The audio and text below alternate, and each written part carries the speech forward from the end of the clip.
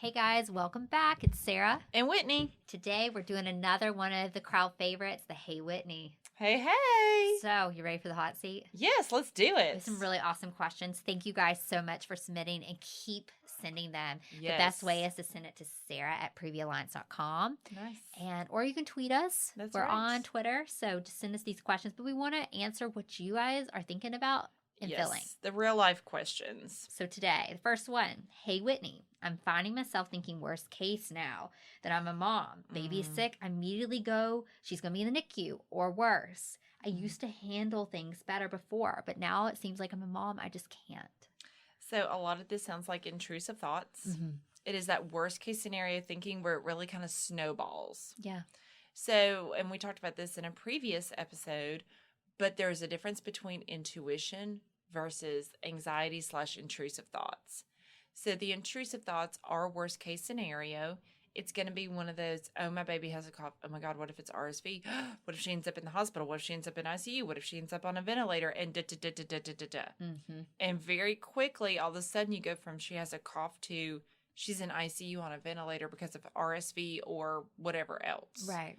So with that deep breath, take a couple of those deep breaths and say, okay, right now my baby has a cough. Then evaluate, does your baby have a fever? Right. If not, okay, then your baby has a cough. And then you can always call your pediatrician. Right. So when you do those grounding thoughts, say, okay, this is actually what's going on. I am concerned. I can call my pediatrician. Make that realistic plan in that moment. Yes, you can call your pediatrician.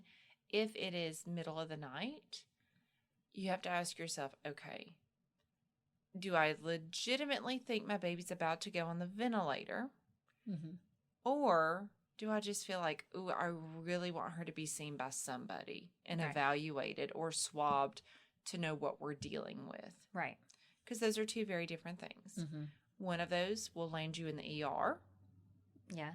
Because if your baby is struggling to breathe, you should go to the ER. Right.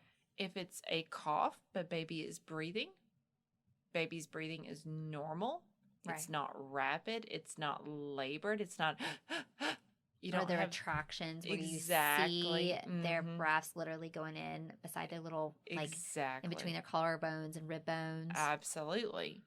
So if it's a cough alone, maybe a snot nose to go with it, because that's usually what happens, then okay, call the pediatrician first thing in the morning.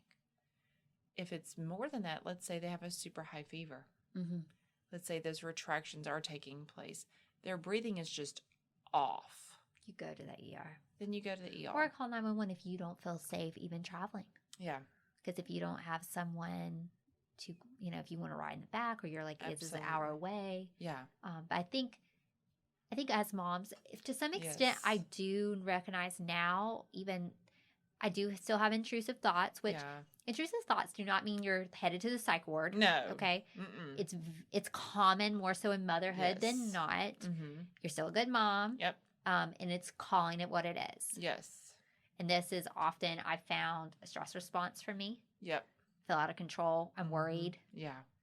So to this mom, I think we kind of do fear because we're moms. We're We supposed do. to protect. Mm-hmm. But like Whitney Absolutely. said, recognize what the situation is. Yeah. Bring yourself back to present moment with facts of what is taking place. Right. And then say, okay, based on this, I can call the pediatrician, or like I said, a super high fever, problems with breathing, things like that are worrisome. Okay, maybe I do either need to call 911 Mm-hmm. or maybe I do need to go to Children's. Right. Because even if, let's just say you did call 911, paramedics get there, they can evaluate your baby and, they Yeah. can figure out if it's ER or not. And I've always, even when I was a nurse and I did adults, Yeah. I would say, if you're concerned, it never hurts Yes. to ask. And Agreed. you're never going to be shamed No, for someone checking and saying it's okay. Like, absolutely. there's nothing wrong with that. But the worst case Absolutely. thinking is not letting that take over. Agreed. Don't let that take over. Absolutely. Be in that moment. So, example from our life, about a month ago, our 5-year-old fell off her bed in her sleep, got a gash near her eye. So, and of course, that happened at 5:30 on a Saturday morning. Because why would it not? Exactly. And so, I'm holding her. My husband's cleaning it. And I'm just saying, okay, do you think she needs stitches? And he said, yes. So, of course, loaded her up, took her to Children's. And I'm thinking stitches or glue. Yeah. I'm assuming we're going to need one of those because it was near her eye. Yeah. And it was a decent gash. Eye injuries near the eye. It was scary.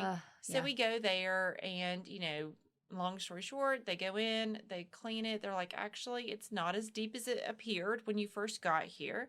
So actually, you don't need stitches or glue. Yeah. Now, did I feel a little silly that I, at 5:30 in the morning, loaded her up and took her to the ER? A little bit. But then the doctor looked at me and goes, I would rather have a mom that comes in and we find out, okay, we don't need to do as much as we initially thought. Than not. Uh-huh. So the ER is not going to make you feel bad for being a protective, precautious mother. Exactly. So if you genuinely feel like you need to go to the ER, go. You're allowed to do that. You're not a bad mom for doing that. No.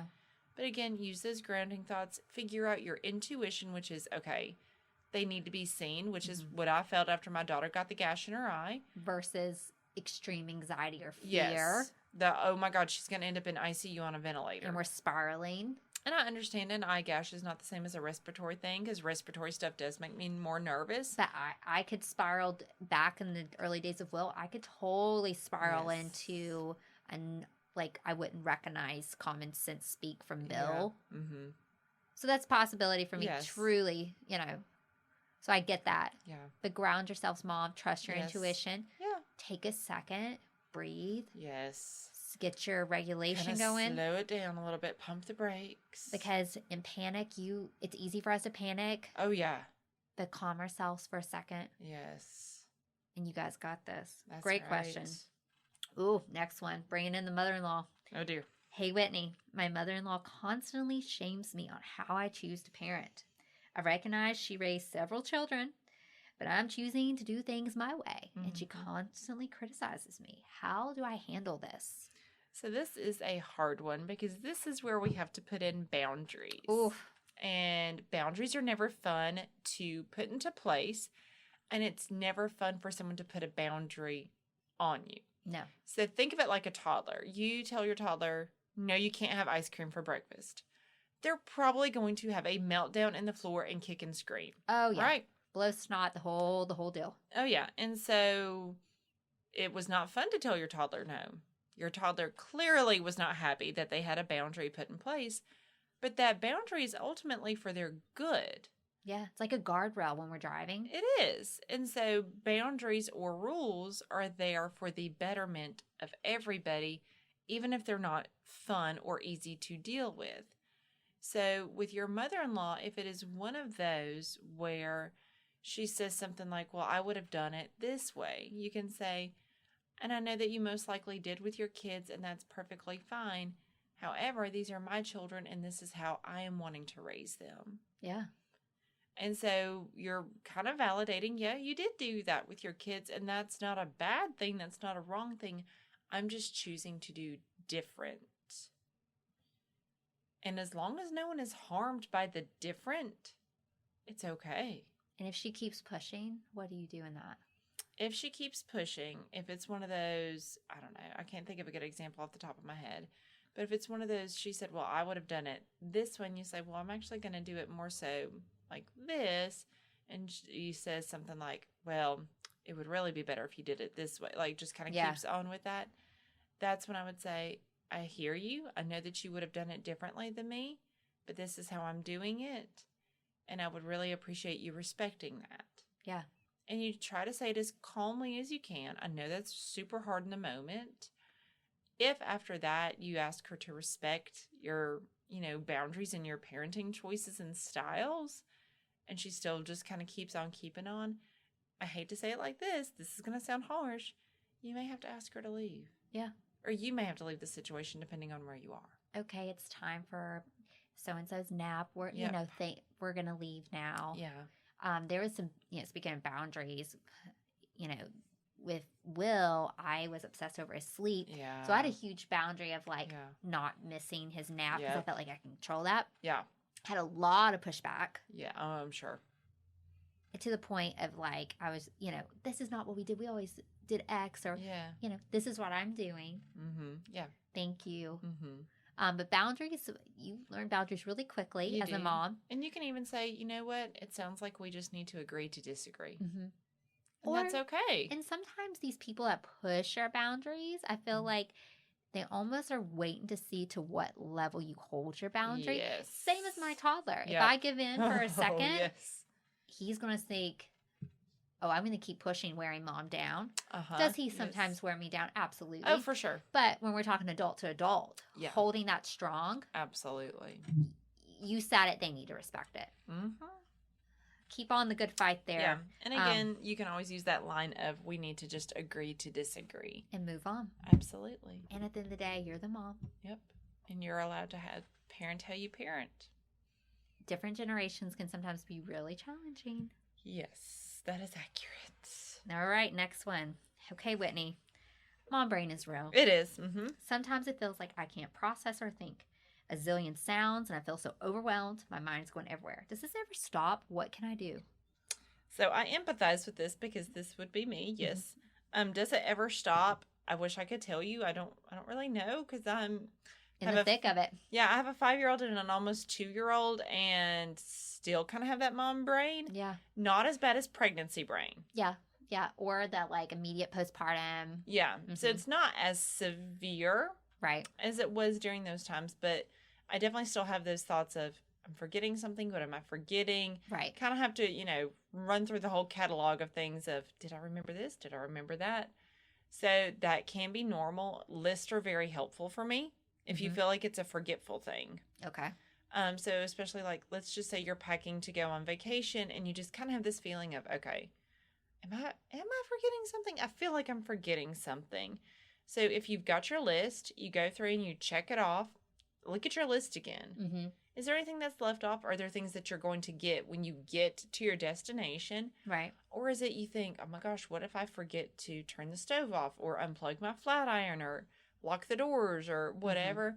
Something that can be super helpful with that is taking a picture of it. Oh, yeah. So take a picture of the empty outlet or your curling iron or flat iron being put away. I feel like that could help with OCD tendencies. For sure.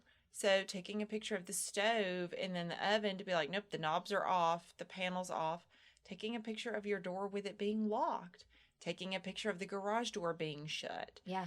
Because it is time stamped and you have it there to ease your anxiety. I love that. So to kind of tell on myself a little bit, when I was pregnant with my second one, she was due in early September, had her in August. So big pregnant in the heat of Alabama summer. Me and you both, Chica. It was brutal. Fierce. And so, it was also COVID. And I felt like in the hospital, things were constantly changing. Yeah. I felt like daily we had new policies in place and it was a lot to keep up with. I will say this, the hospital I worked at, the parking deck was not big enough for all of the employees to park in at one time. Okay. So we had satellite lots and you had to rotate months. So we had a shuttle that would take us to and from our parking here you lots. Probably waddled in this heat. It wasn't terrible, but I had to park about a half a mile off campus, so to speak, from the hospital. So I did not have easy access to my car. I can't even tell you how terrified I was at the thought of possibly leaving my oldest daughter in the car. Yeah. Because you hear about that all the time, that parents, they do something out of routine and all of a sudden they forget that their child is in the back seat and they get in their car after work. I can feel myself getting emotional now just even thinking about it. And they realize that they've left their baby in the car. Yeah. And they're dead. Yeah. I was petrified. Yeah. That would happen to me because I felt like I was juggling a lot. And that, like, your mind would not even be present enough to recognize it. Exactly. So what I did every single morning before I would let myself uncrank my car, before I could let myself get on the shuttle, I would take a picture of my daughter's empty car seat. Love that. So when I was at work and I had that, oh my God, did I take her to daycare? You looked at I could look back and it was time stamped. Yeah. I see. I've heard of like the shoe where you take take one of your Yeah. shoes and you put it in the back in the car seats. Yeah. But I like the picture thing. Yeah. Because it's with you all day. Yeah. And you just get to look back and remember that. Yeah. And it's time stamped, so it eases that anxiety. So if it's one of those, it's a forgetfulness thing, try to write out a list Mm-hmm. so you have it there to cross off as needed. If it's one of those you're worried that, oh my gosh, did I turn this off, or did I unplug this, or did I take my kids to daycare? Take a picture of it and it's time stamped. Yeah. Love that. And the thing is, some people may disagree with me as far as they're saying, well, that enables that obsessive thinking. It doesn't harm anybody. No. This to me is a CBT method. It doesn't harm anybody. No one else sees my phone. No. So me having a picture of her empty car seat does nothing for anybody else. Mm-mm. So it's all for me, and it eases my anxiety. Yeah. So that would be an encouragement from me to say, hey, take a picture of something. That way you know you have it done. You can ease your anxiety throughout the day.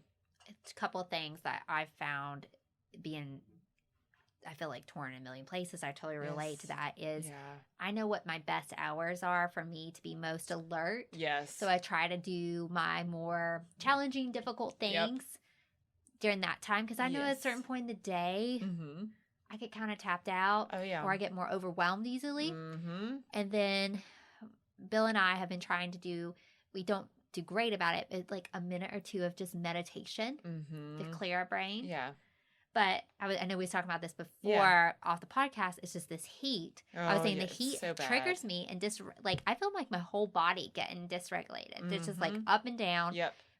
And I can't think right when I'm like sweating profusely. Oh, yeah. It's hard. So I think just kind of looking at your environment, doing the things that you said, and you learning about yourself. Yes.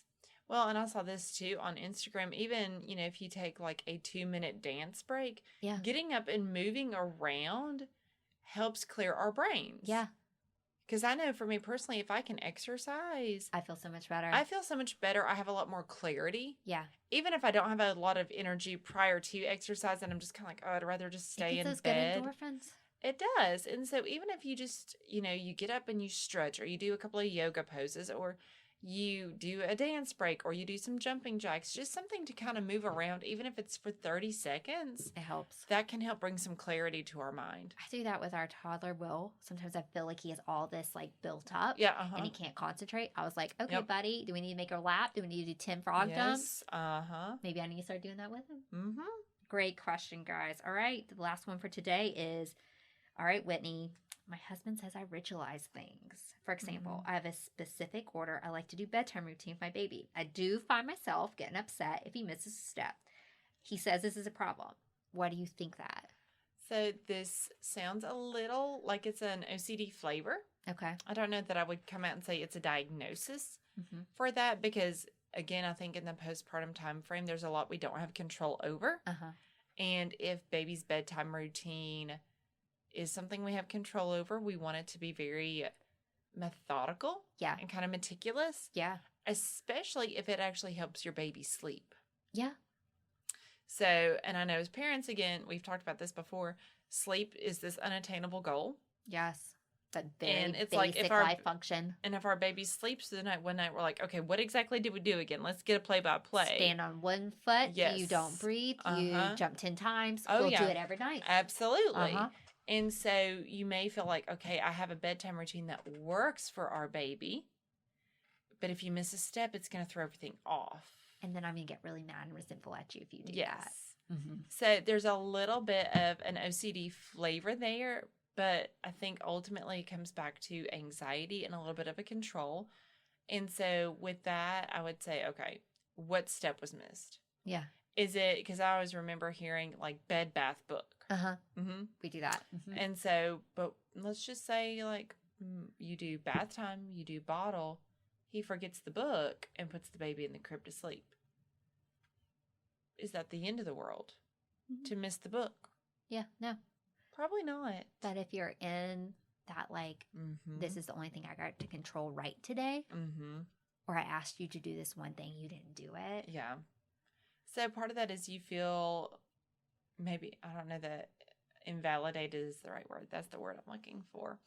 And so you may feel a little invalidated that things were not followed to a T, like how you would do it. But also remember too, okay, big picture of things, missing the book one night won't derail everything. Right.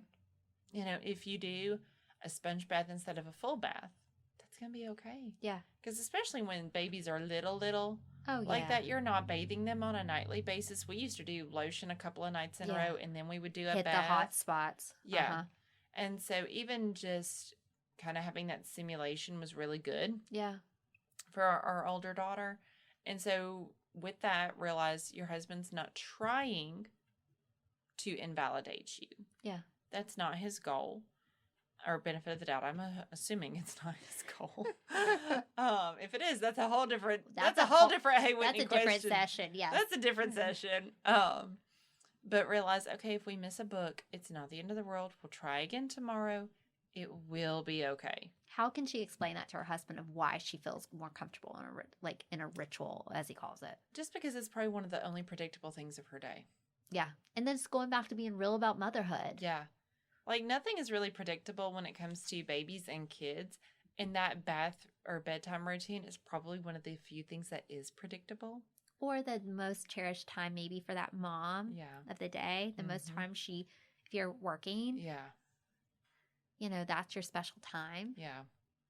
So to that mom, you know, I can definitely relate to some things just because it's a control issue for me. Yeah. But stepping back and saying, what am I trying to control? What's the bigger picture?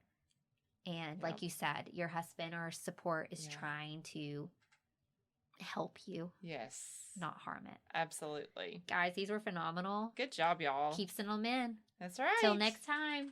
Bye-bye.